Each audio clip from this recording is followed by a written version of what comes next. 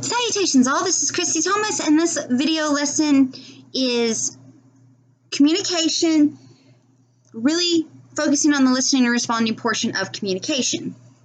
Now, before we get into depth into what the book goes with, and I'm using this Communication Principles for a Lifetime book for this lesson on listening and responding, so it'll be going along with terminology and points from this textbook. You may have this textbook, you may have a different edition, but that's where we're going with here. When it comes to responsibly or effectively listening and responding, it all falls into this listening. There's listening to hear, and then there's listening to respond. But we're going to go into depth in that quite a bit more. If you see me looking off the screen, it's because I'm looking at my notes. I'm going to try to make this not as long as a video lesson to go with this portion, but we'll see. So, we first are going to discuss why it's so important, why listening is so important. And it's pretty straightforward.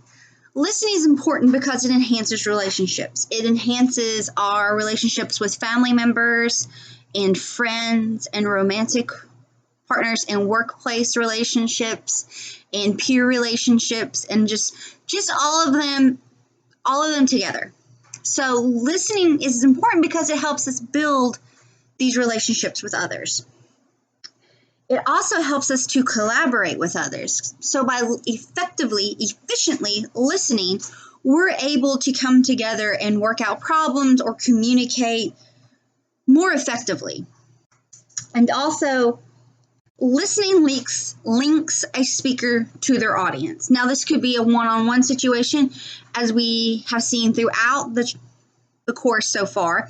And you think to that bare basic communication model, the communication process, where there is a sender and a receiver, and you have your channels and you have your communication both verbally, non-verbally, the decoding, the encoding that happens, and it's ever revolving and it keeps going.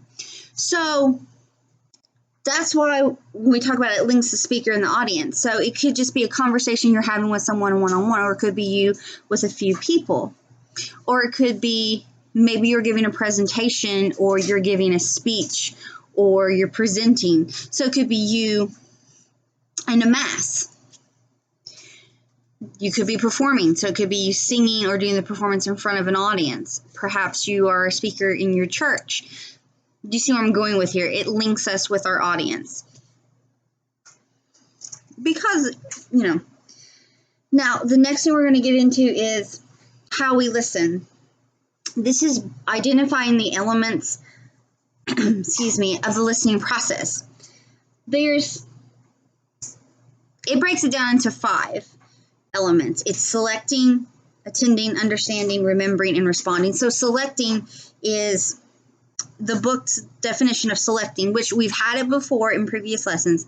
Selecting is where you focus on one sound that you're going to give your attention to. There could be all kinds of things going on. If you're in a classroom setting, there could be noise from the hallway. If it's a nice day and the windows are open, it could be noise from outside.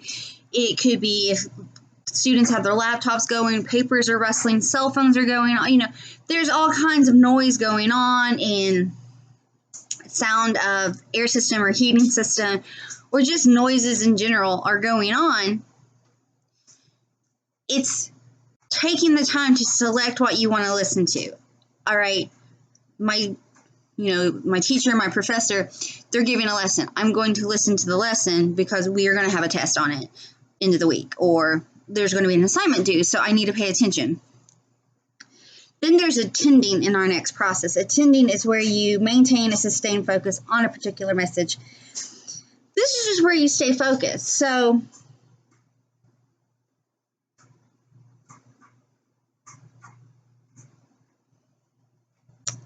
it's obviously I didn't say focus. I had the book gives the example with television.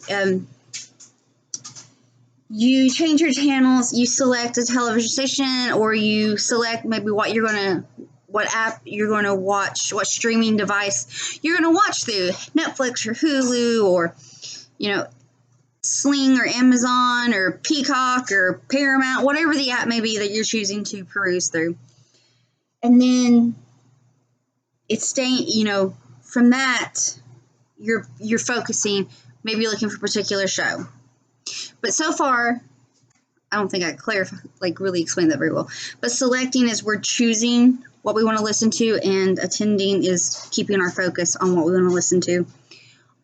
Then after attending, there's understanding, and this is we assign meaning to the message. So based off the verbal and nonverbal can come into play this, you attach meaning, and we attach meaning by what we already previously know, our environment around us, our culture, all that comes into play when it comes to assigning meaning. We discussed this with symbols and all that prior. So that's the first three. Then we go into remembering. And remembering, the book says, is to recall information. Well, that means when you're listening to really taking, because sometimes we're listening, but we're not really all there. This is the active process of listening and retaining, because that information may come up at a later. It could be, perhaps this was school. It could be that for a test or an assignment or a project, or if you're having a conversation with a friend, it could be information that's pertinent for a future conversation, or they may ask you something and you recall information. That's part of the listening process. And last is responding. Now, before I started this, I said there's listening to listen and there's listening to respond. Listening to respond is where you intently listen to information given to you, listen to the verbal, and you're able to respond, be it verbally or non-verbally, but you're actively responding from actively listening. Okay, so that was the 5 steps in how we listen. The process, perhaps.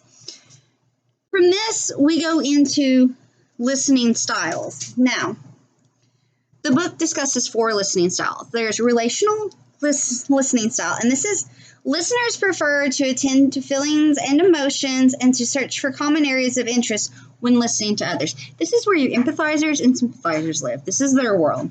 They are straight up in it for the emotional, not straight up, but these are your more emotional, inept listeners. So they are the ones that are sympathetic to the message. They are sympathetic to whomever they're conversing with.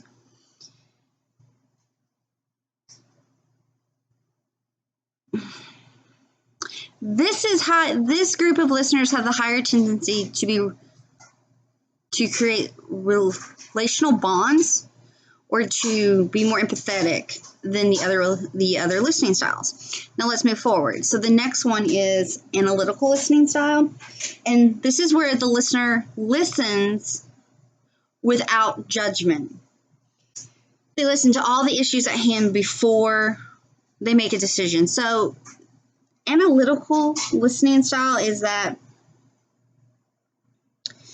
they're going to listen to all sides. They're going to listen to every bit of information before they answer or give an opinion. There's no judgment. They're non-biased in listening. Okay, I will listen to you. Let's hear. That's what we're talking about here with analytical listening style, is that it's without judgment. It's without bias. That they are straight up they want to hear all the information before they take that moment to respond. The next listening style is critical listening style, and this is listeners are likely, for facts and evidence to support key ideas and underlying logic. They also listen for errors, inconsistencies, and discrepancies. These listeners tend to be a little bit more skeptical and demanding in opposed to other listening styles. They also talk about second guessing in the critical listening style, and second guessing is just questioning the assumptions in the underlying message. Did you really do that? Was it really that hot? Was it really that cold? Critical listening style is more apt to find errors in the message. Well, you said it was bright red, but now you're talking it was a maroon color. So what color was it? I know that's a very weird example, but they are the ones that are going to question, and they're very, very much, they'll find the errors if they're there. The last listening style the book talks about is task-oriented listening style.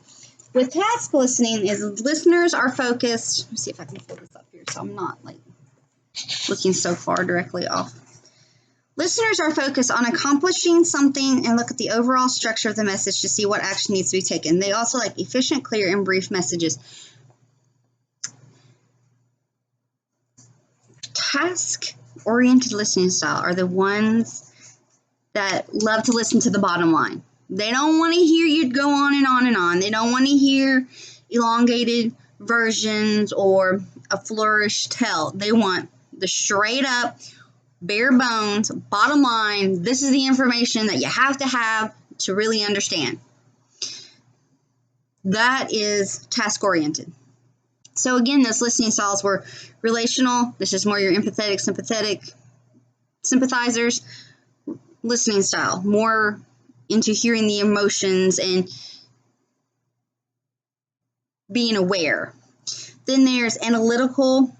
This is where you're listening without judgment. You want to hear everything presented before you even give an opinion. Then there's critical. This is listeners who are listen to the information that's given, but also they're very designed to find the errors. They're more apt to find the errors because they are so detail oriented. And then there's task oriented, and this is just give me the bare bones, man. Just the bottom line. What's it going to take? I don't need an exaggerated version. I don't need the flourished version. I just need the bare, what is the information? Point blank. So those are your different listening styles. And the book then goes into talk about the benefits of listening styles. I won't go into details with those. I'm just going to touch base. So it's to enhance self-awareness, adapt to different listening situations, and communicate effectively. Well, yeah, by enhancing our self-awareness, it's realizing our own style. How do we listen? I tend to be a more empathetic, sympathetic listener. I always have.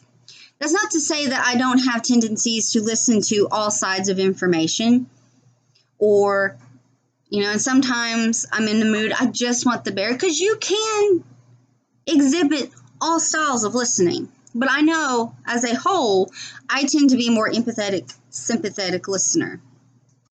And I always have been. So that falls under enhance your self-awareness. By really realizing what we prefer in listening will help us with our listening and responding skills. Because sometimes we may need to adjust how we listen. Sometimes we need to I need to turn the emotion off sometimes when I'm listening and just hear the message without anything else before I say or think or do anything. I just need to hear the message. Now, from that, they also talk about adapt to listening, different listening situations, and that's pretty much what I'm talking about too. And it's having the ability to change your listening style when need be. Certain situations require a little bit more empathy. Certain situations require just straight facts. Some require no judgment, and some you need to hear it all. You need to really dig deep into what you're hearing so that you can make assessments or like, wait a second, why does this story sound different than what it did This is the 6th time I heard this, and it's changed every single time. The validity. It's helping with validity. So it's just being able to recognize and change, okay, I need this kind of listening style. And then it's communicate effectively. Of course, listening helps us communicate. If we don't listen effectively, it can harm relationships, which we're going to get into the barriers of listening and responding shortly. But if we don't listen, really listen, it can harm and hurt our relationships. And that's any relationship we have with anyone. It could hurt if you don't listen to your friend, if you don't listen to a family member, if you don't listen to your romantic partner, if you're not listening. And, a lot of relationships have dissolved because someone's not listening effectively. But it helps us with our communication. By listening effectively, we can respond. It's creating that link and deepening that bond by being effective listeners. So let's move forward. I said barriers. Now we're moving into listening barriers, excuse me. There's self-barriers, and under self-barriers we have self-focus, emotional noise, and criticism. Touch base in those. With self-focus, most of us as a whole are egocentric. And let me get back with self-barriers. I gotta take a second.